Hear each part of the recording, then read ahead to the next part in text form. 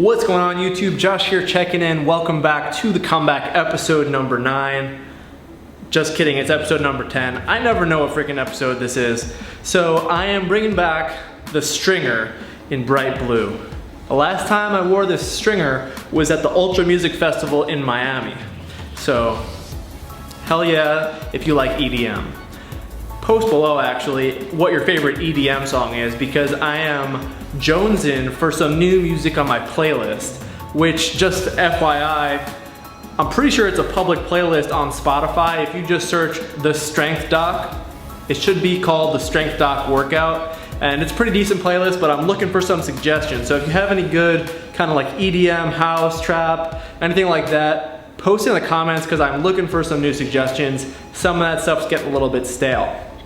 So, as you guys probably have noticed, there's a bunch of lifting footage. We'll do the same thing as always. Just like some few updates. Let's do first update on the garage gym.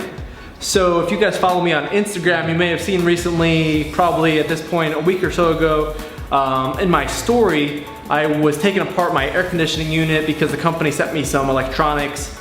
Did that. Now the inside unit's putting out temperatures that are about 5 degrees less, but it's still not really cool enough in here. It's 82 degrees and it's 8:30 at night, so I know, right guys? First world problems, what a freaking doofus. I realized in my last video I must have sounded like such an a-hole to the international listeners, or really anybody who is not fortunate enough to have AC in their homes, and I'm bitching that it's 82 degrees in my garage gym because my air conditioning unit is not really working like I wanted it to. So I'm sorry if I sound like a privileged first world a-hole, but that's my disclaimer. I'm a privileged first world a-hole. Anyway guys, a little bit about kind of long-term lifting plan, and then I'll talk kind of a little bit something of this workout. So long-term lifting plan, at this point I'm not really doing anything structured. I'm just having a good ass time because quite frankly I am not in a period of time, kind of long term, where I'll be able to make a lot of progress because I'm going on vacation tomorrow. So that is pretty awesome. When this video posts, I will be on vacation somewhere not in Texas.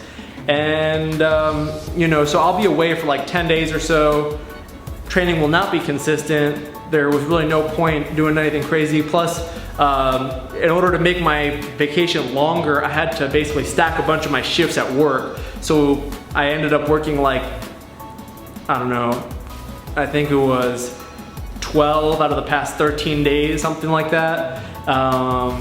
So because of that, my training wasn't that consistent, sorry, oops. Anyway, when I come back from vacation, I'm gonna have about 6 weeks where I'm gonna be in Texas ready to train.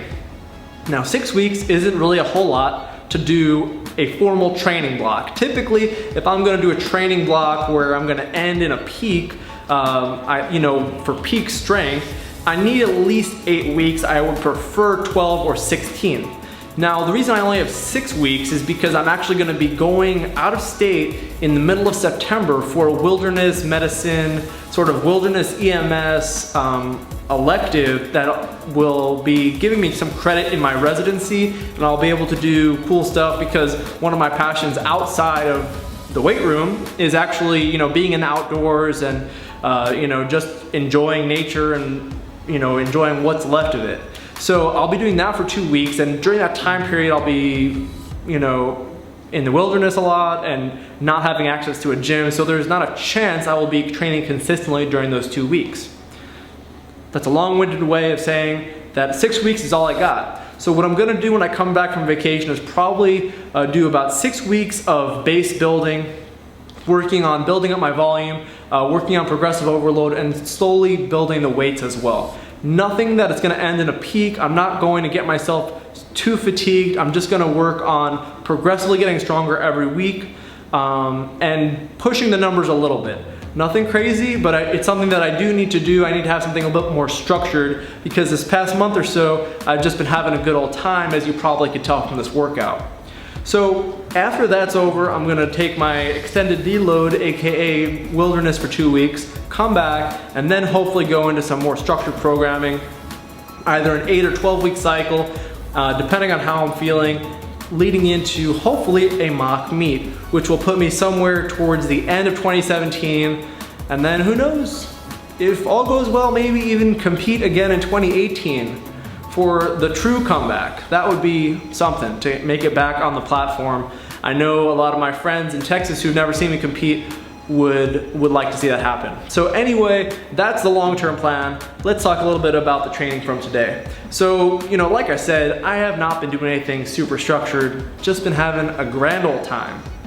Now, yesterday, I actually trained my sumo deadlift, and for some reason I just said, you know what, lately my sumo deadlift, I've been rounding my upper back, kind of like one of these, and I've been mirroring Johnny Candido's deadlift, and I'm never gonna deadlift like Johnny Candido because I don't have the mobility, and more importantly, I don't have the same anthropometry that he has, meaning limb length, torso length, all that kind of stuff are different. And so, you know, when you look at other lifters, you have to keep that in mind, is that they lift a certain way based on their body type.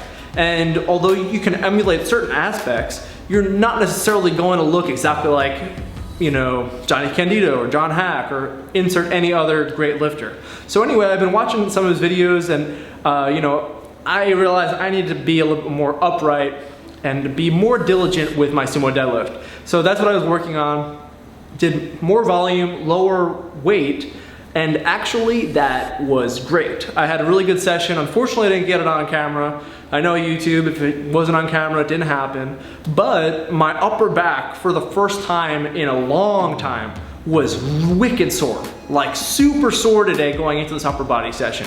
Typically, you know, my upper back, my traps, my rhomboids, they don't get that sore from deadlifts. You know, quite frankly, they haven't been sore from deadlifts in, I don't even remember how long. But just really keeping tight, making sure that I was diligent about that tightness in my upper back from basically my neck all the way down to my low back, keeping it kind of straight just like this. Keeping everything engaged really made me sore coming into this workout. So I was pretty nervous. The push part of this workout ended up not really taking much of a hit. The pull portion definitely could not do as much weight as, you know, if I was fresh, but nonetheless, it was a pretty decent workout. You know, today I did some things that were just for fun that I haven't done in a while, like decline press, as you can probably see. It's a little bit wobbly there, and you know what? It's just a movement that I'm not doing all the time, so it's not gonna look as smooth as everything else. So, you know, just having fun. This was a pretty solid workout. I don't really have anything specific to say about this, except for on the bent over rows that I was doing today. You know, one thing that I did different that I don't normally do is use the 25-pound plates for a improved range of motion. And I must say, I thoroughly enjoyed that. In the future, I am going to replace all my plates, and I'm gonna make sure I get more than one set of 25s. That way, when I'm doing this variation of bent over rows where you're making sure that the plate is not limiting your range of motion, you know, I will be able to do more weight. So that is something that I picked up from Mike Israetel, who's got a bunch of great stuff. I'm sure you guys have seen him on the internet, on Facebook, Instagram, or he's been on Omar's channel a lot lately. He does that a lot, and I was like, you know what? I'm gonna give this a shot. Haven't done that in, you know, probably ever. And I must say it was really good. So give that a shot for your bent over rows using those smaller plates. That way you're not being restricted, your range of motion. Anyway guys, I'm rambling on a little bit. That's all I got for you. Be sure to post your music suggestions below because I'm looking for some stuff. Aside from that, post your comments, post any questions about anything, whatever, you know. And I'll catch you guys in the next video. Be sure to give this video a thumbs up if you enjoyed this video. And you know, let me know if there's anything specific that you guys want to see me address on the comeback series, or just, you know, any video topics in general. All right guys, I'll catch y'all in the next video. Take care.